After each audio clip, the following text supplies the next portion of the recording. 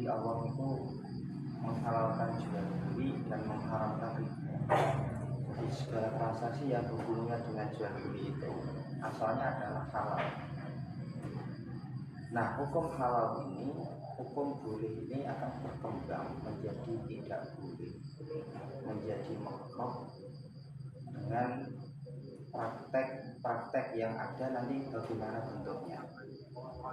Kalau misalkan kita katakan tadi MLM, multi level marketing.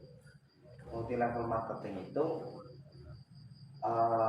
yang banyak beredar itu sistemnya kan, ketika saya mengajak orang, semakin banyak saya mengajak orang, itu akan semakin banyak bonus. Jadi sistem seperti ini kan harusnya bonus yang tidak benar ya. Jadi bonus yang benar itu kan kalau downline kita, bawahan kita terjemahkan gampang, misalkan anak buah kita. Artinya di sistem MLM itu ada yang begini, semakin banyak saya merekrut orang, berarti semakin banyak bonusan yang saya dapatkan.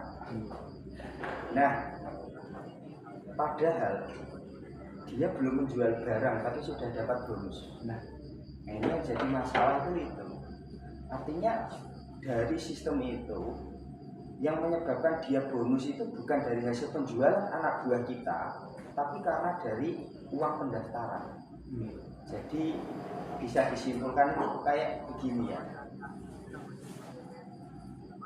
Terlepas nanti bawahan kamu itu bisa menjual barang atau tidak, yang penting mereka daftar, kamu dapat bonus. Atasan kamu juga dapat bonus. Jadi kan bonusnya itu kan sampai ke atas. Cuma ya sampean dapat karena itu lewat sampean. Nah, tidak lewat sampean, lewat si B misalkan, yang dapat ya si B. Terus atasan-atasan gitu. Akhirnya kan jenjang piramid ya. Jadi dia itu kayak sistem piramid. Semakin ke bawah, semakin banyak. Yang diuntungkan siapa? Ya pemilik produk. Maka dalam hal ini bonus seperti ini sudah menyalahi aturan. Artinya dia itu bisa disimpulkan bahwa barang yang sebenarnya dijual itu tidak senilai dengan uang pendaftaran. Maksudnya kayak gini, katakanlah misalnya ya, barang ini karena tidak bisa beredar di tempat umum, tidak bisa beredar secara luas, hanya orang-orang tertentu yang bisa memilikinya, yakni dia harus jadi member, kan begitu. Nah, sederhananya adalah kita kalkulasi dulu, barang ini kalau dikimah, ditaksir nilainya itu sebenarnya berapa. Misalnya pendaftaran itu 500.000, sampai akan dapat satu paket, kan begitu, dapat satu paket. Idealnya bonus itu didapatkan oleh pimpinannya. Saya misalkan, saya ngangkat sampean itu bawahan saya, yang jadikan member itu sampean adalah saya, lewatnya saya. Otomatis nek sampean menjual barang dan saya dapat keuntungan dari hasil penjualan itu, tidak masalah kayak begini. Yang masalah adalah sampai ketika gak bisa menjual, saya dapat untung tetap, yakni dari uang pendaftaran itu. Nah, berarti di sini kita kaji dalam hal ini, barang yang kita beli tadi, kita jadi member terus dapat satu paket. Satu paket itu kita taksir. Katakanlah kita pendaftarannya 500.000 ya. Kita taksir 500.000 ini, kalau misalkan dibeli paket ini kira-kira seharga 500.000 enggak nilainya. Kalau enggak, ini yang jadi masalah. Seharusnya tidak harus sesuai, tapi paling tidak mendekati nilainya. Misalnya ternyata barang ini sebenarnya harganya 100.000. Misalnya pendaftaran 500.000, barangnya sebenarnya harganya 100.000. Berarti kan ada 400.000 yang harusnya dia bentuk barang, tapi ternyata hanya bentuk member. 400.000 ini kemana? Ya ke orang yang ngejak sampean, terus yang ngejak aku, terus ke atas lagi, bagi-baginya di sana. Artinya bonus itu tidak didasarkan dari produk yang dijual, tapi dari keanggotaan member. Semakin banyak member yang direkrut, maka semakin besar bonus yang kita terima. Permasalahannya di situ. Jadi bonus tidak berdasarkan barang yang dijual, tapi dari member. Member ketika tidak bisa menjual, maka tidak ada hubungannya dengan atasan. Sampai nggak bisa menjual produk, ya itu urusannya sampean. Saya yang tidak ada urusannya. Nah ini gimana ini Pak? Saya tidak bisa mengembalikan. Nah itu memang syaratnya. Akhirnya yang terjadi adalah sampean malah tidak jual barang karena ada iming-iming. Sampean iso gawe member, untuk member sampean akan dapat bonus. Akhirnya apa yang dilakukan oleh mereka? Ya mending ora usah dodol barang, dodol member ae. Yang ditawari adalah teman-teman dekatnya, keluarganya, saudaranya, teman-teman jauhnya. Akhirnya yang terjadi transaksi ini bukan akad jual beli barang, tapi akad untuk merekrut member, yang mana barangnya tidak dijual. Lah mau dijual gimana? Antara menjual barangnya dengan bonusan merekrut member, bonusan kebanyakan bonus merekrut member. Nah masalahnya di sini. Nah nanti ujung-ujungnya dalam perekrutan ini mereka akan mengiming-imingi, mengkamuflase kata-kata agar mereka mau mendaftar. Mbok piye carane dengan mengunggulkan produknya, dengan menawari, oh ini bisa ini bisa ini. Prakteknya yang menawarkan mengunggulkan produk, prakteknya belum tentu bisa menjual. Karena mereka yang tujuannya adalah bukan untuk menjual barang, tapi bagaimana kamu bisa menjadi anggota saya. Nah ini yang jadi masalah. Jadi dalam transaksi seperti ini itu bukan malah menjual barangnya, tapi malah mencari membernya. Nah member dalam perekrutannya karena bonusnya banyak, bonusnya iming-imingnya banyak, maka yang terjadi dalam praktek di lapangan adalah bagaimana membujuk seseorang agar bisa menjadi member. Entah dengan cara apapun, bagaimanapun iming-iming itu. Pokoknya nek wis dadi kowe iso ngedol barang utawa ora, ya ndak urusan. Sing penting pokoknya daftar member. Lho kowe terus gak iso dodol lah ora apa-apa, sing penting aku untuk bonusan. Itu kan yang dikejar oleh atasannya. Nah, ini yang jadi masalah itu. Kalau kita berbisnis MLM, misalnya, ini keluar dari praktek ini ya, dari praktek ini. Ini kalau kita mau berbicara MLM yang sah misalnya.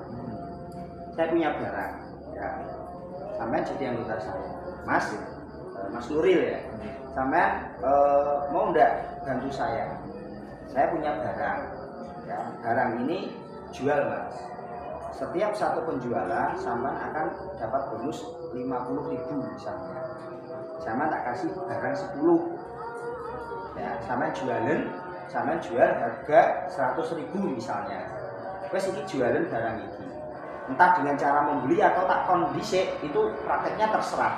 Nah, misalkan Mas saya punya barang 10, iki jualan. Jual setiap satu penjualan sampean dapat bonus 50.000. Jadi nanti saya sebenarnya dari 50.000 saya sudah dapat 10.000. Tapi kan saya nggak kangelan. Sing dodol kan sampean. Semakin banyak penjualan sampean, semakin bonusnya banyak juga yang sampean dapat, saya juga dapat bonus. Loh, kalau praktek seperti ini nggak masalah. Karena apa? Ada penjualan barang yang jelas. Ya, penjualan barang yang jelas. Toh misalkan sampean nggak laku, kan yo barang bisa sampean kembalikan ke saya. Nah, gitu kan. Jadi MLM yang seperti ini, karena sampean mungkin bakat sales banyak, bisa menjual katakanlah 10 barang, berarti kan sampean dapat 500.000 kali 10.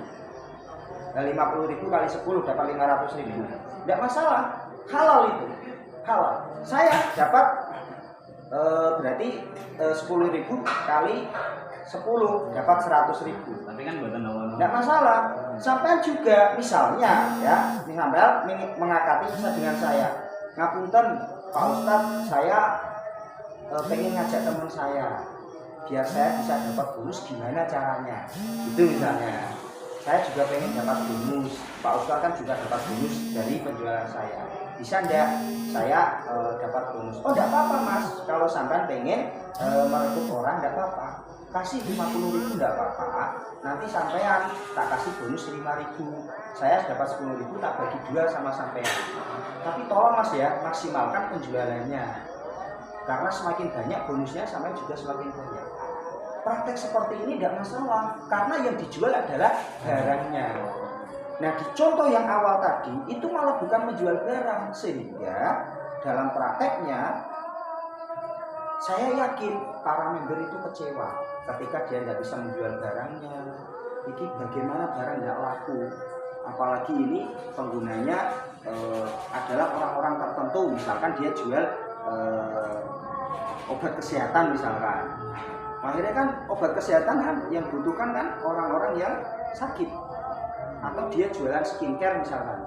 Skincare kan yang membutuhkan hanya orang-orang yang tidak cocok dengan skincare yang dia pakai. Nah, skincare wis cocok kan tidak mungkin mau beli. Akhirnya orientasinya dia bukan menjual barang, tapi menjual member. Nah, ini yang jadi masalah. Jadi penjualannya itu apa?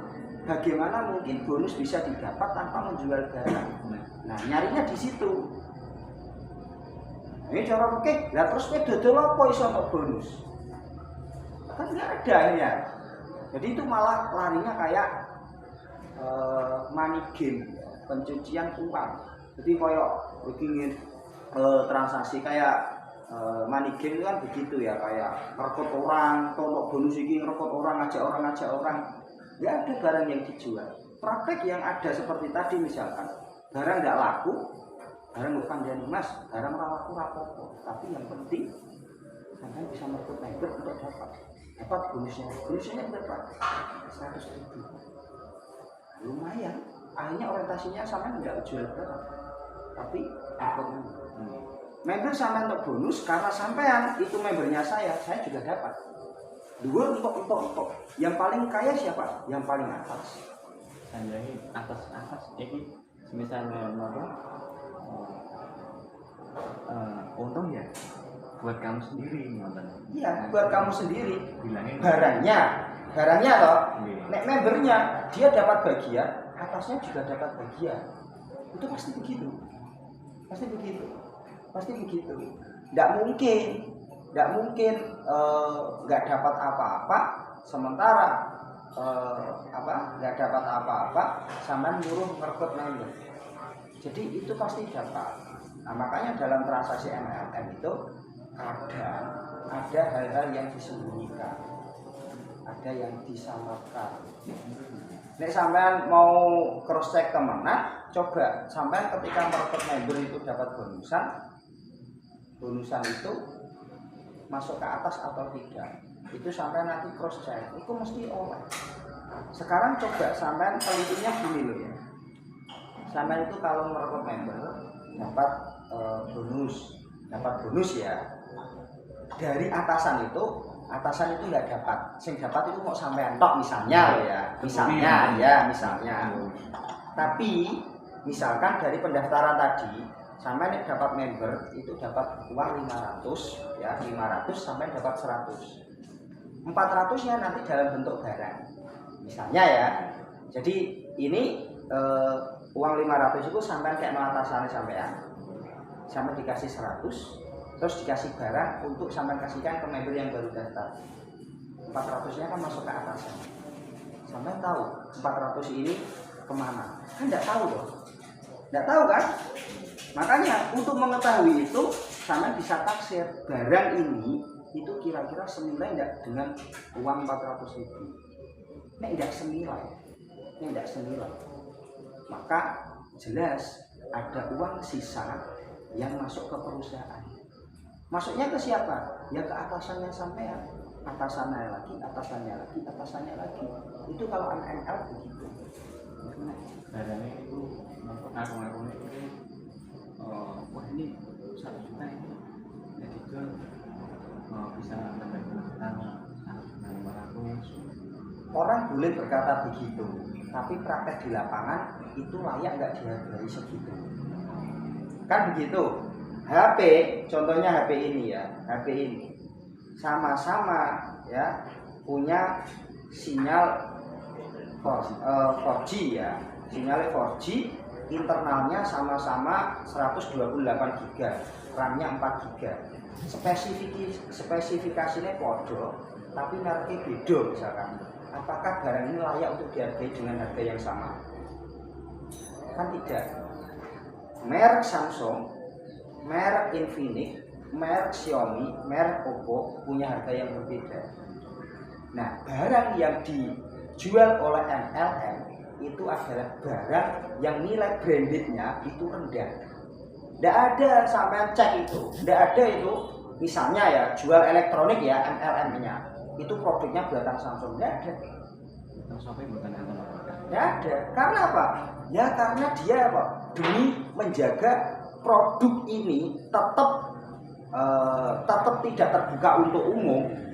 Nah, tidak terbuka untuk umum, maka dia membatasi. Hanya orang-orang tertentu yang bisa menjual.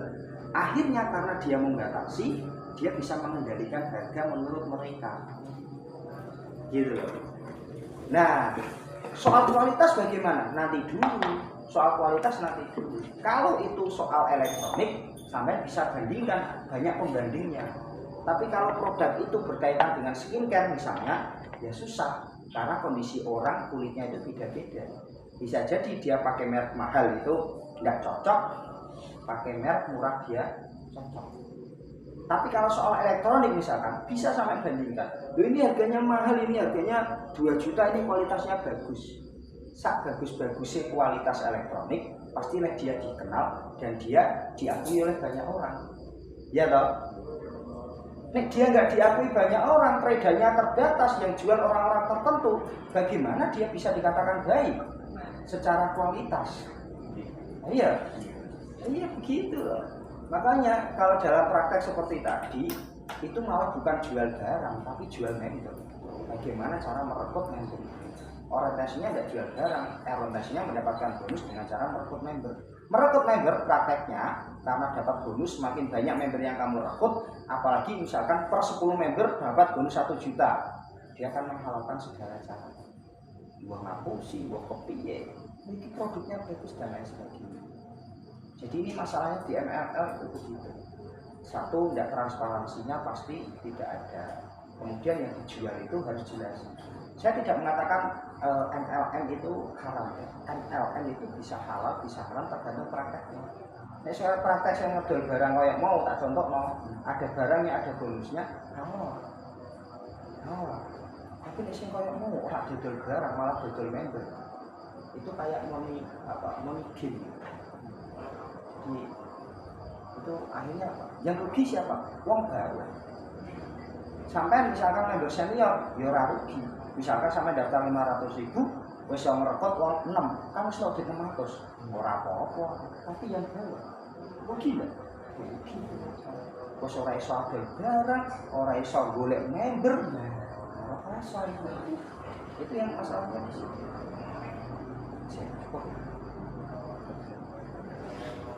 Kan dijip muin aku lali lho sih.